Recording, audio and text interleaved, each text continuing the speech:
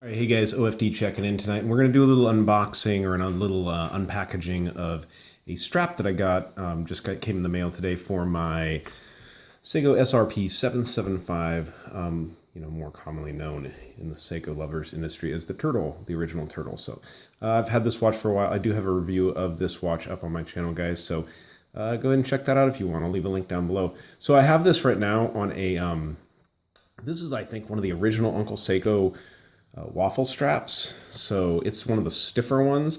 I actually kind of like it. It's very retro feeling and stuff like that. It reminds me of the older straps I wore on watches back when I was a kid in the 80s, 70s, and 80s and stuff. So I kind of like it. But anyways, I've wanted a bracelet for the watch. The watch came on a bracelet, but I'm not a big fan of Seiko bracelets. I absolutely hate their pin and collar system for adjusting the bracelets, and watched plenty of videos on it, but nothing really makes it easy. To me, they're just a complete pain in the butt, and I don't like them. So, and I'm not a big fan of the factory clasps. So I went ahead and ordered a bracelet here in this package. So let's go ahead and get the package open and see what we have. So when I did the unboxing of the Phoebus Wave Master, I got a little grief on a Facebook page because I posted it over there, and somebody said, oh, let me send you a real knife because I used my Swiss Army knife. So I went ahead and tonight, guys, I busted into my knife collection. I pulled this one out. Excuse me, this is the Gerber Fairbane, or Applegate Fairbane combat folding knife. So it's a beast. It's an absolute beast of a knife. I keep a lanyard on it for a knife like this because it has no, I guess you'd say, bolsters up here to keep your hand from slipping down the blade. But this is a big, burly knife. So, okay, you guys can't complain about my knife. So go ahead and get this package open here, and we'll set the big bad knife to the side and see what we have in here. All right, get the packaging out of the way, and all right, here we go. So Miltat.com. So I think most of you guys are kind of familiar with this brand. I've always known them originally, to be honest with you, as Strap Code was the name when I've originally ordered one. My very first one, as a matter of fact, I'll show that to you right now. I'm wearing on my Seiko BFK. Bought this strap for this watch probably 2-3 years ago, and I don't take it off this watch. It just lives on this watch. This is their I think this is the in-mill style and their engineer bracelet. So been an excellent bracelet. I have absolutely no problem with it. I love it. Works great. So, but I wanted the more oyster style one to put on my Turtle, and I wanted also the fitted in links for it. So go ahead and get the package open here. Kind of like this digital camo they do on the plastic. That's kind of neat. And you've got your Miltat.com right there, you guys. I'll leave a link down below of where I got this one. I got this from Amazon. They have a whole bunch of different ones to choose, so you guys can get yourself a strap, or a bracelet, excuse me. So here's how it comes, all wrapped up in plastic here. Nice stainless steel clasp there. They put these protection over the end for the in links, which is very nice. And there's a pin in there, of course. Comes with it. It's a big Seiko pin, which is perfect for this watch, what we're going to need. So what I'll do, guys, I'm going to get this unwrapped out of the plastic and get everything off of here. Find the pins I keep dropping. And we'll get it put on this watch. I'm going to go ahead and adjust it and get it put on the watch and take a quick peek at it. So give me a couple minutes, guys.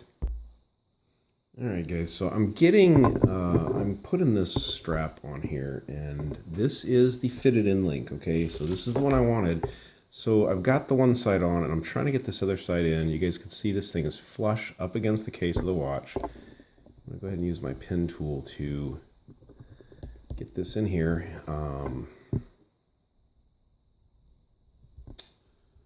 So I'm a little bit concerned because the other side, the pin slipped in just fine. I seem to have this where I need to have it, and okay, it seems, okay, there we go. Got it locked in. So not too bad, super tight fitting, and just to make sure, I thought I was gonna have a problem there getting that one on. So there it is. I have not adjusted it to fit my wrist yet. I'm gonna go ahead and take a minute here to adjust it. Now these are screw links on these watches. And one thing I'd always suggest to anybody when you guys get these watches, once you've adjusted it and fit it to yourself, make sure you go through and check all these screws, especially the ones that you did not use. Just make sure they're tight, okay? Because Last thing you want is to forget to tighten one of those screws and have this thing fall off your wrist. So, okay, I'm going to go ahead and adjust the strap here, and we'll get a wrist shot of this bad boy before we shut down the video. Very nice fitting. I thought it was going to be a little tight there, a little tough getting it in, but because it's just because they're so tight fit, there's absolutely no wobble or no play at all. You guys can see there's really no gaps to speak of. Really looks nice. So let me stop and get this watch adjusted to my wrist. All right, guys, so there it is. I got it sized and fitted. I probably need to bring in the micro adjustment one more because it's a little bit loose, but it actually feels pretty nice on there. Feels much better, I think, than the factory strap that was on the watch. Everything about these bracelets looks pretty nice, and I've gone through and tightened all the screws just to make sure. One thing I noticed right off was, and I know the watch is a little bit heavier with this kinetic movement, but I do feel like my older one from a few years ago just has a little bit more weight to it, possibly. This was when they were still strap code, I guess, before it was Miltat and stuff. This one does have a little bit lighter feel to it, just overall, and I don't know... I don't know if they've just changed their metallurgy or something like that a little bit, for cost or something like that. Here's a side-by-side of an engineer next to the oyster style bracelet. But very nice. I do like it. I wanted to try one with these fitted in links, these solid fitted in links, and this really turned out nice. I was a little bit nervous there at first because I have read some comments where people felt that these holes were drilled off or something, but I think what it is it's just a really tight fit, and it's just really tough to get them in there. So, but overall, very nice. I mean, you look at this clasp. Now, there's no diver's extension on this, but you have very nicely done bars on here on the inside, machine, not stamped. Very nice. Nice fold-over clasp, good quality, good sounding bracelet, not real rattly, pretty solid sounding. And I think overall it really enhances the looks of the SRP 775. So I'm going to leave a link below to Scott Stauffer's channel. He just did a review of the end mill Jubilee version on his Blue Lagoon, which I think is just spectacular looking. Excuse me. So I'll leave a link to his channel down below so you guys can check it out.